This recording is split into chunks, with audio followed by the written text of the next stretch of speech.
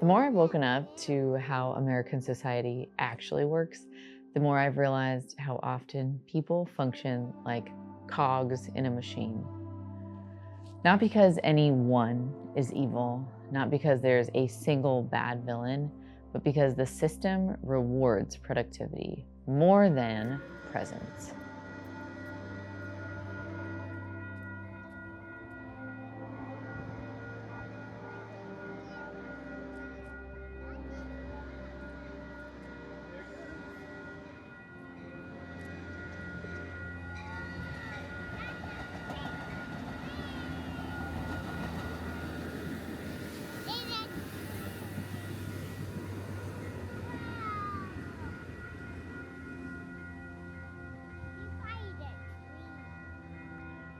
And the more I've noticed that, the more I've been drawn to creative work, and the more that I want to encourage younger people, the next generation, to pause before automatically taking the traditional route.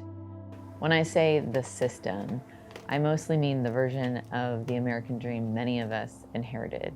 You know, you go to high school, and then you go to a four-year college, and then you get a job that you work your way up the ladder, and somewhere along the way you find your person, you buy a house, have some kids, retire comfortably, throw in a trip to Hawaii every now and then, and tie it with a bow. I think that story made sense for my parents' generation, and in a lot of ways it worked, but for many of us, especially millennials, it doesn't quite fit anymore.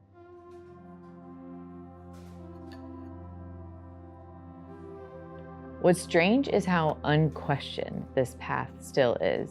We tell 18-year-olds to decide what they want to do for the rest of their lives. We treat college as the default next step, and we assume clarity will come after a massive financial and emotional investment has already taken place. But increasingly, that's not what I'm seeing. I'm seeing people wake up, not in like a rebellious way, but in a tired, thoughtful, meaningful, honest way. They're asking quieter questions, and those questions matter.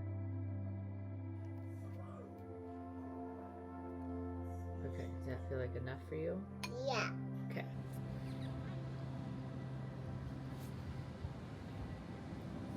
And here's where the frustration shows up for me.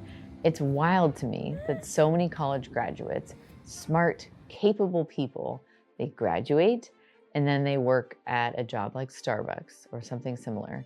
And then they're asking themselves, what's next? And I want to be clear here. I respect work. I respect showing up. I respect paying the bills. This isn't about being above any particular job. It's about the disconnect. Because many graduates come out of college with massive debt and very little real-world clarity, and they're at entry-level jobs that they could have gotten out of high school. And only after all of that do they start asking, what do I want to be when I grow up? I think that's the wrong question, because you're never done becoming. And maybe the better question is, what kind of life do I want to actually live? Not just a job, but what pace, what values, what does a faithful, meaningful life look like to me?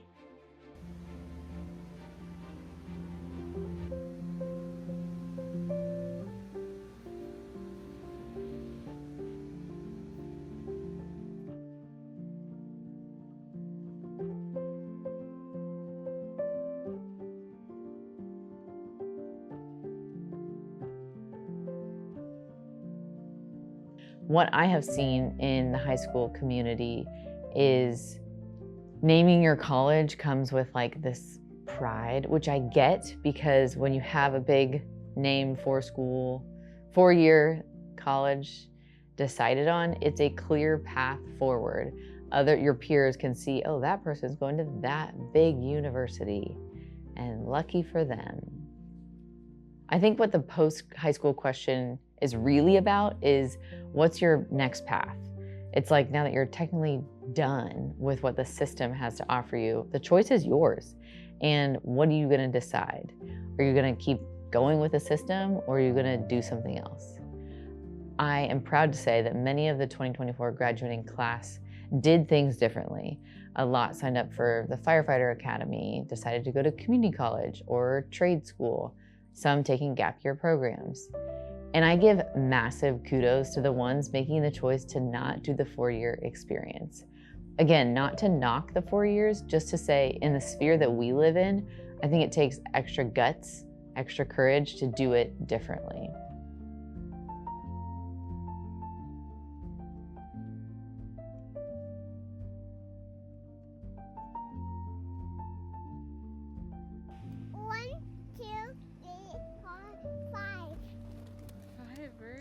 There's a book by a friend, colleague of mine, Jim Hogan, called What Do You Want to Be When You Grow Up? With a subtitle, A Journey from Doing to Being. And the funny thing is Jim is in his 70s. I love it because he's old and he's asking the question, what do you want to be when you grow up? Anyways, the things that I learned is that he's lived a lot of life. He's known grief very personally, and he's learned what actually matters. And it made me think, older people should be writing books more. There's a quote that I need to read you. Hold on. Okay, it's a quote from Familiar Stranger by Tyler Stanton, but he's quoting Bobby Clinton, but I couldn't find Bobby Clinton's original quote. It says, "Scripture and church history teaches us that everything God speaks to us until we're 60s is preparation. Fruit is a bonus, and the aim is preparation and discernment." I just think older people should be writing books more because they've been on the sanctification journey longer. They've learned, often through loss and suffering, that while we can't control what happens to us, we do get to choose our attitude and perspective. And that lens changes everything. It shifts the focus from achievement to formation, from productivity to presence. And it makes you wonder, are degrees even necessary? Sometimes, yeah, but always, I'm not convinced. I just wonder if there's a better way for some people. I love community college. Go get an AA. Explore your interests while you're working, getting internships, do babysitting, work at a restaurant, run a dump truck, get real responsibility, not rushing your clarity, not assuming that the system knows you better than you know yourself. And I'm guilty of it. I'm guilty of chasing after the American dream. I have done all the steps, but now I'm questioning it. I think around the stepping off the ladder happened for me when I started my master's program at the same time that my husband did, and he was loving his program and I was hating, like dreading mine. And I just remember my mom had always said to me, like, you know, love what you do, then you'll never have to work a day in your life. I had seen a lot of entrepreneurs in my family. I had seen other creatives take that risk. I started my video business in 2018 and can successfully say that I've made it past 7 years. Woo-hoo. Yes, a lot of ups and downs and transitional periods in my business, with the biggest one obviously being becoming a mom, which I think is why I'm thinking about this and wishing something different for my daughters. I don't want their paths written for them.